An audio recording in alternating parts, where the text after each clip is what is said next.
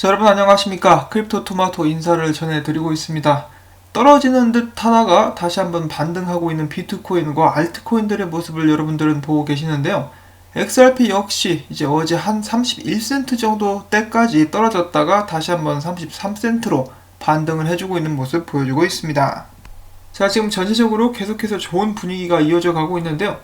XRP에 관한 전체적인 분석은 아직까지도 긍정적인 그런 면들을 많이 보여주고 있습니다.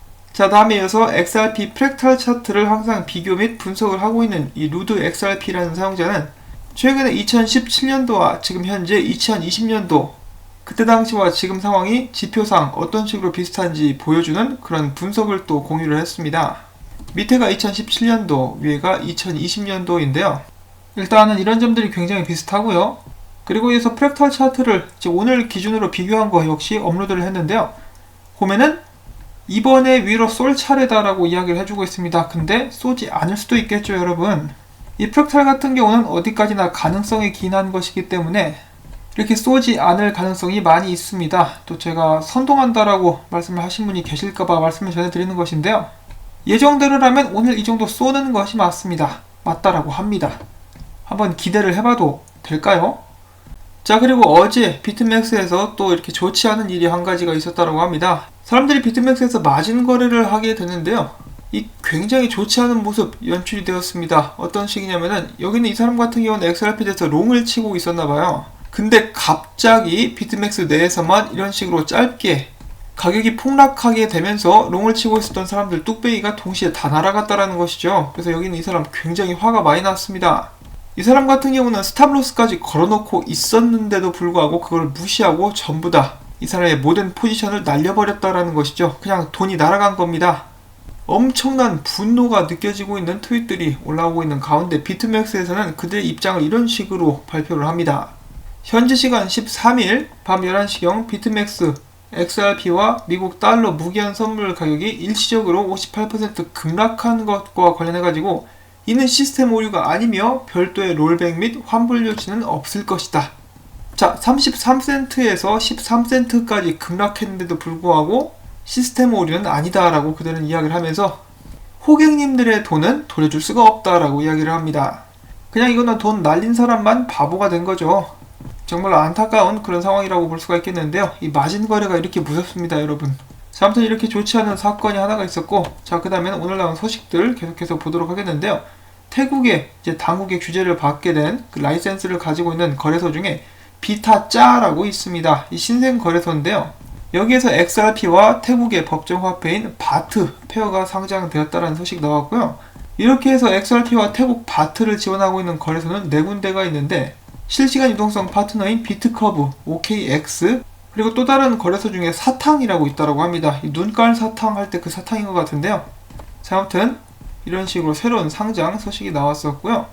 자, 그 다음에 얼마 전에 저도 잠깐 공유를 한 적이 있었는데 이 지도 기억나시죠? 이 지도를 기반으로 이러한 소식이 돌고 있습니다. 데일리 호들에서 나온 소식.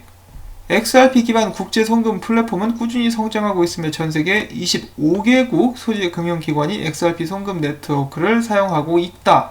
XRP 송금 네트워크를 사용하는 금융기관들은 총 70개국 송금 네트워크를 커버하고 있으며 ODL 사용 가능 국가 및 지역은 매주 1개꼴로 증가하고 있다. 현재 ODL을 통해서 총 1억 달러 규모 자금이 송금됐다. 자, 그래서 이 부분만 딱 보면 전 세계 25개 국가 금융기관에서 XRP 송금 네트워크를 사용하고 있다라고 이야기를 하고 있는 것인데요.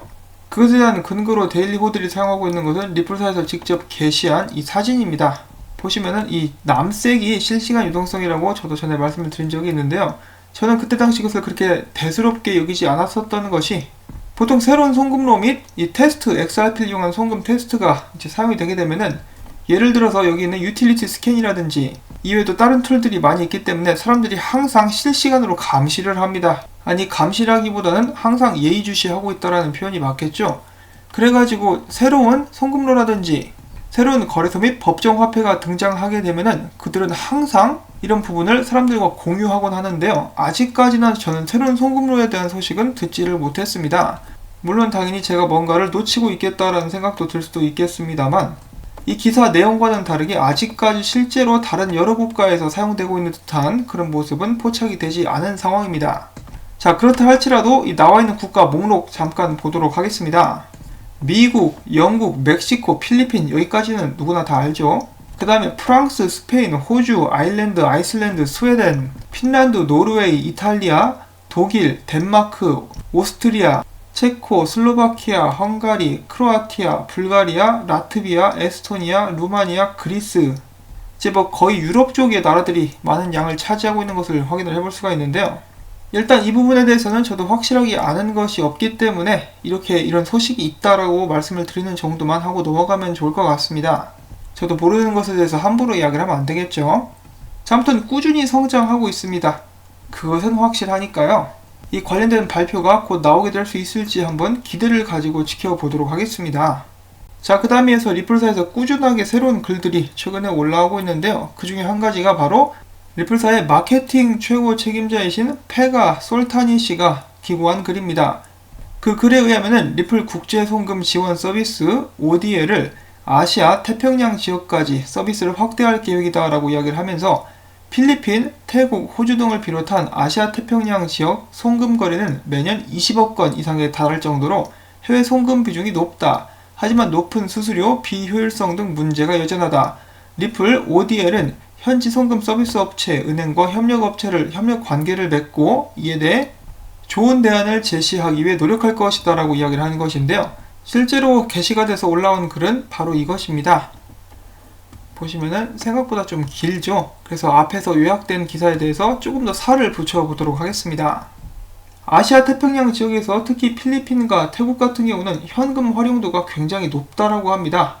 필리핀 같은 경우는 디지털 지불 시스템이 있으나 그럼에도 불구하고 아직까지 많은 사람들이 현금을 선호하는 그런 경향이 짙다라고 하고요. 이 태국 같은 경우는 90% 이상 거래가 현금으로 되고 있으나 이 작은 금액 같은 경우 실시간으로 지불할 수 있는 시스템이 많이 적용이 된 그런 상태라고 합니다. 특히 프롬프트페이라는 그런 플랫폼이 굉장한 성공을 거두고 있으며 거의 필수적인 지불 시스템으로 태국 내에서 자리를 잡아가고 있다고 합니다. 뭐 중국의 알리페이 이 정도 되는 것 같죠.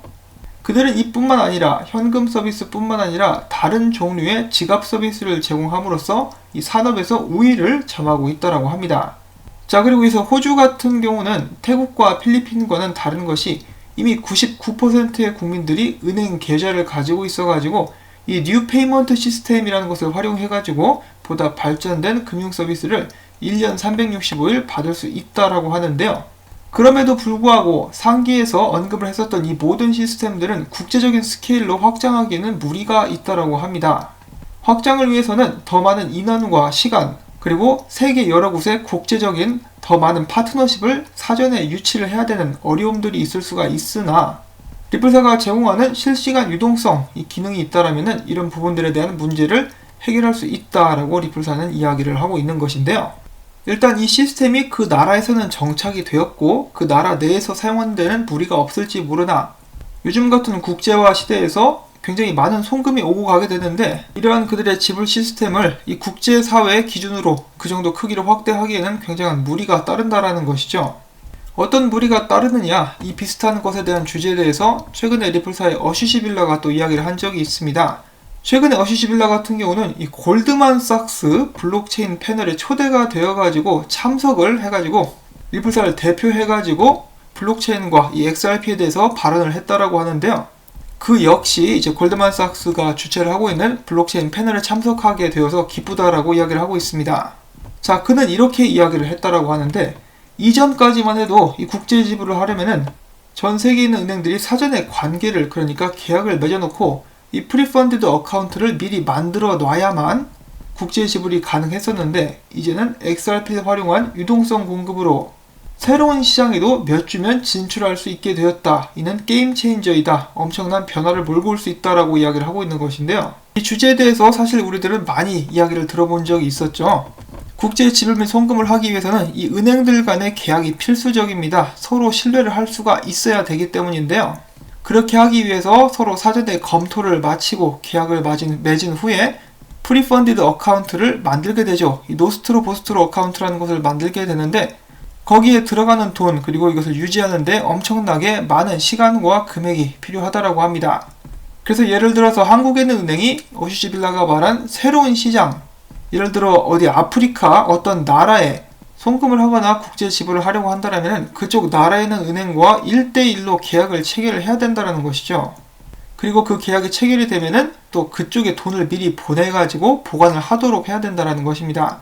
그게 아니라면은 이 한국에 있는 은행의 파트너의 파트너가 또 아프리카 쪽과 연관을 맺고 있다라면은 이런 식으로 빙글빙글 돌려가지고 송금이나 지불이 이루어질 수 있다는 것인데 그 과정 속에서 걸리는 시간과 비용 소요가 상당하겠죠. 자, 그런데 XRP가 있으면은 그럴 필요가 없이 사전에 이렇게 계약을 맺지 않아도 바로 보낼 수 있습니다. 돈을 맡겨놓지 않아도 그냥 필요할 때마다 말 그대로 실시간으로 바로 송금이나 지불을 할 수 있게 된다는 것이죠. 그래서 은행들에게 있어서는 이것은 엄청난 혁명이 될 것입니다. 기존에 해왔었던 방식을 완전히 뒤집어 엎을 수 있다는 것인데요. 물론 성공했을 경우에 그렇게 될 수가 있겠죠. 아직까지 100% 성공한 것은 아니기 때문에 절대로 방심을 해서는 안 되겠습니다. 자, 그럼에도 불구하고 계속해서 규제는 발전하고 있고 이런 새로운 기술을 받아들이는 나라들, 이 골드만삭스 같이 싹수가 노란 놈들도 관심을 가지고 있다는 거 굉장히 긍정적으로 생각을 해볼 수가 있겠죠. 은행권에서 일을 하지 않는 저 같은 일반인도 이것이 얼마나 필요한지 얼마나 중요한지를 알겠는데 이 사람들은 더욱더 잘 알고 있지 않을까 싶습니다. 그리고 제가 항상 듣는 질문 중에 한 가지가 이거죠. 그럼 이 은행들에서 각자 스테이블 코인을 개발을 하면 되지 않겠느냐? 당연히 아닙니다. 왜냐하면 은행들끼리 앞에서 서로 신뢰하지 못하기 때문에 사전에 계약을 맺어야 된다고 말씀을 드렸었는데요. 각 은행들이 만드는 코인을 뭘 근거로 믿고 받아줍니까? 그렇기 때문에 각 은행들이 발행한 스테이블 코인이 많아진다면 이 브릿지 커런시 그 중요성이 더욱더 대두될 수가 있다는 거 여러분들이 이미 다 잘 알고 계시기 때문에 딱 여기까지만 말씀을 드리고 영상을 마무리 지으면 될 것 같습니다. 자, 이렇게 해서 오늘도 새로운 소식들 여러분들께 전달을 해드릴 수가 있었는데요. 도움이 되셨다면 꼭 좋아요 버튼 그리고 제가 계속해서 이 채널 유지하기 위해서는 여러분들의 도움이 정말 필요합니다. 최근 몇 달간 구글 알고리즘 및 구글 애드가 저를 괴롭히고 있습니다. 광고 영상 시청 마무리가 될 때까지 영상 시청 및 재생을 통해서 이 채널을 지원해 주시기를 바랍니다. 멤버십 가입을 해주셔도 정말 좋고요. 자, 그럼 여러분들 오늘도 안전하고 행복한 하루 되시기를 바랍니다. 안녕히 계십시오.